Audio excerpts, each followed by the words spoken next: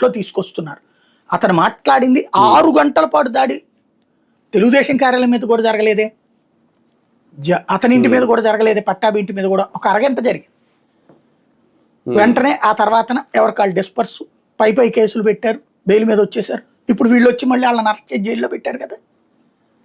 ఇప్పుడు ఏమంటున్నారు, అబ్బెబ్బే వాళ్ళందరూ ఏది ఆటోమేటిక్ స్పాంటేనియస్ రియాక్షన్ అట. అప్పుడు కూడా స్పాంటేనియస్. ఆ రోజున ఏమన్నారు, జగన్ ఆ మాట అంటే మనం కూడా తప్పుపట్టాం. బీపీలు రైజ్ అయినాయి అంటే అసెంబ్లీ సాక్షిగా జగన్ ఏదో మీటింగ్ సాక్షిగా బీపీలు రైజ్ అయినాయి, ఇట్లా బూతులు తిడతంటే అమ్మల్ని తిడతంటే అని మాట్లాడాడు. వాళ్ళకి బీపీలు రైజ్ అయితే జనాలకు బీపీలు రైజ్ అవ్వా అని ఆ రోజున మనం మాట్లాడుకున్నాం.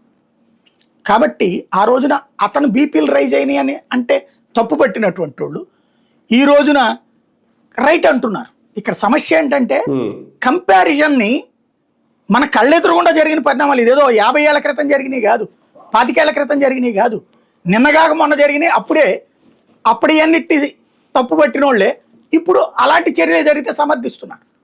అప్పటి బూతుల్ని కవర్ చేస్తూ దాడుల్ని వ్యతిరేకించిన వాళ్ళు ఇప్పుడు బూతుల్ని హైలైట్ చేస్తూ దాడుల్ని సమర్థిస్తున్నారు. ఇదే సమస్య మనకి.